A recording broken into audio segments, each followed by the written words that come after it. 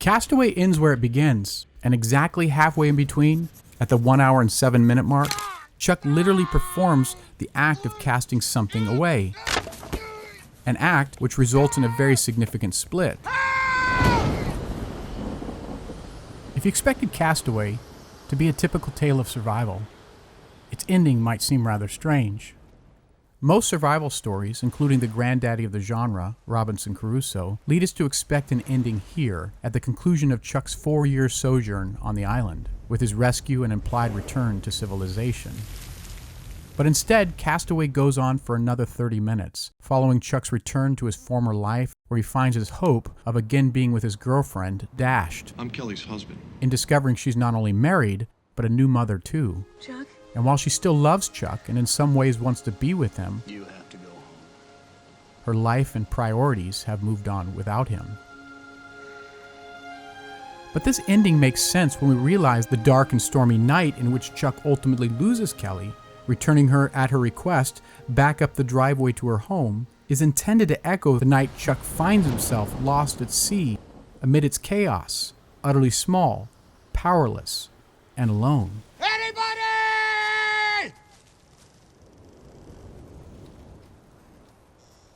Help! Help! This is why the second package Chuck opens is a dissolution of marriage. The island's relative silence and listless pace, in contrast to the speed and noise of his former life with Kelly, symbolizes the lonely and introspective existence one typically finds after a breakup. We see Chuck's time at sea again in the echo of this turn a few minutes later. The flat Texas plains, stretching to the horizon, hints at the flat expanse of the ocean, as the ranch, rising from the plains, represents the island. Hello? Hello? Hello? Anybody? When Chuck then stops at the crossroads in what turns out to be the final scene of the film, he's told what we're meant to see. You look lost. The crossroads' directionless nature aptly symbolizes the chaos and meaninglessness of the universe, which, like the sea, has no sure direction and yet a clear tendency to destroy our plans.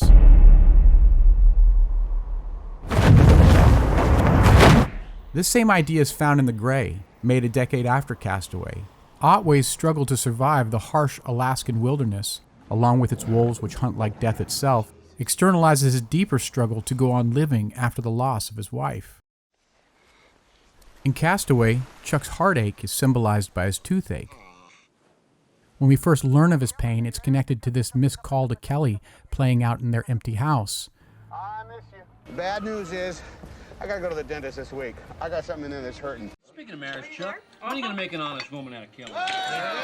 The two types of pains are then again connected at this Christmas dinner, where signs of Chuck's discomfort turn to his pager calling him away. Like the pain of being separated from Kelly, Chuck's toothache becomes unbearable on the island. You want to hear something funny? In the end, we find his drastic extraction ironically connected to the man who's taken Kelly away. You probably don't remember me. I actually did root canal on you about 5 years ago. I'm Kelly's husband. It'd be funny if it wasn't so tragic. Do something. But despite the extent of the film's silence and Chuck's loneliness, Chuck never wants praise. In fact, we could see most clearly when Chuck buries his pilot. All these people that died, it doesn't seem right to just walk away. While The Gray shows us the kind of words typically said at a burial, God bless these men. We could be lying here with them. So thank you for sparing us and helping us. in Castaway, Chuck says nothing spiritual at all.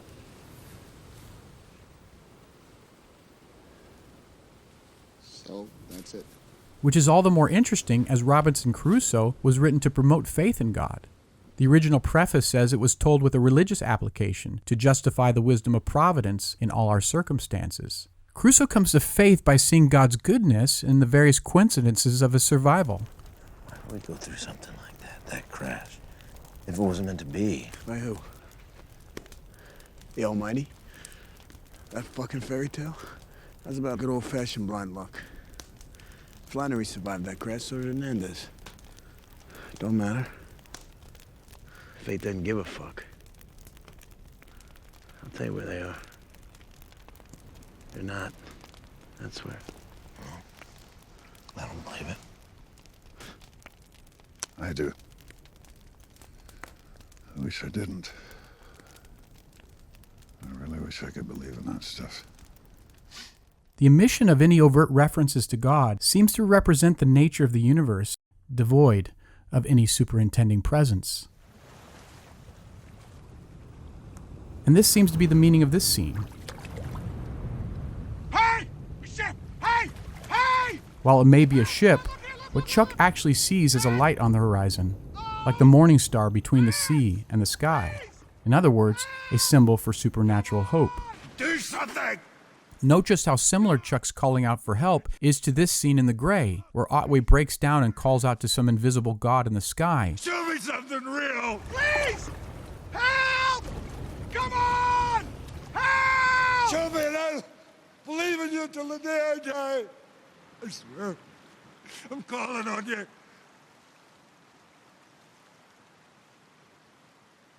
Only to receive no reply.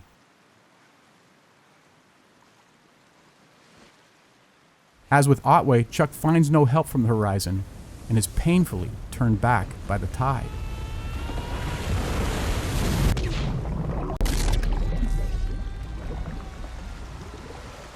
Fuck it. I'll do it myself. As with The Gray, Castaway is about coming to terms with the harsh reality of the universe. Time rules over us without mercy. It's no accident that the film introduces Chuck as a systems analyst, devoted to controlling chaos by the man-made structure of the clock. Allow ourselves the sin of losing track of time. And yet, ironically, it's his expectation and means of control which leads him to the island, where he finds the watch, which Kelly has given him, broken. Chuck's pocket knife, which the film introduces alongside the clock, also reveals this irony. When the film again shows the knife and Kelly handing it to Chuck to open his Christmas gift, it creates the feeling that this symbol of Chuck's preparedness will play some important role in his survival as a castaway. The principle which creates this expectation is known as Chekhov's gun, named for the Russian playwright who articulated it. Chekhov specifically recognized and advised storytellers one must never place a loaded rifle on stage if it isn't going to go off. It's wrong to make promises you don't mean to keep. Items which by their nature suggest some future payoff in the story should be paid off within the story. And yet Castaway breaks with this well-established advice. The film makes a point of showing Chuck giving the knife back to Kelly just before he'll need it on the island. Though this isn't the way stories are told, it's entirely true to life. Just take it and hold on to it. You can open it on New Year's Eve. I'll be right.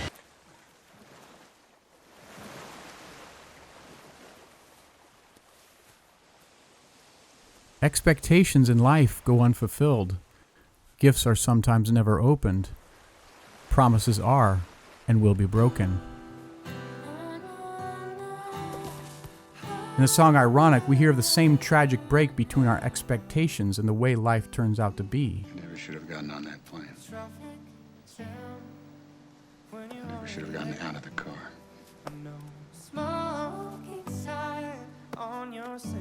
This isn't verbal or dramatic irony. It's like 10,000 spoons when all you need is a knife. It's meeting the man of my dreams and meeting his beautiful wife. It's the irony of fate, otherwise known as cosmic irony. At times, the universe isn't just tragic, but seemingly deliberate in its tragedy. You want to hear something funny? As if consciously playing a cruel joke. It's the same joke we see in Kelly giving Chuck his pocket knife, only after he no longer needs it, as she sends him on his way. My name is, Crusoe. Castaway is challenging the notion of divine goodness, intending for us to hear and see in the silence and chaos of the film something like Stephen Crane's 1899 poem. A man said to the universe, "Sir, I exist." However, replied the universe, "the fact has not created in me a sense of obligation." Time rules over us without mercy. Instead of a ship full of goods, Chuck receives his divorce papers, and ironically, this birthday present with a card not coincidentally written by the poet Wallace Stevens. The most beautiful thing in the world is, of course, the world itself. Stevens understood himself to be a castaway in this world where he could no longer believe in God. He said of himself, "It is a habit of mind with me to be thinking of some substitute for religion. My trouble, and the trouble of a great many people, is the loss of belief in the sort of God in whom we were all brought up to believe." In his poem, Sunday Morning, he described our world, unlike the one we hear about in church, as an island cut off from all help, and from which we have no escape. Happy birthday. And this appears to be the meaning of Wilson, who was essentially given to Chuck by the author of this card. Wallace came to believe that poetry and creations of the imagination in general were a necessary and important alternative to religion. He said, "If one no longer believes in God as truth, it is not possible merely to disbelieve. It becomes necessary to believe in something else." Look what I have created! I have made fire!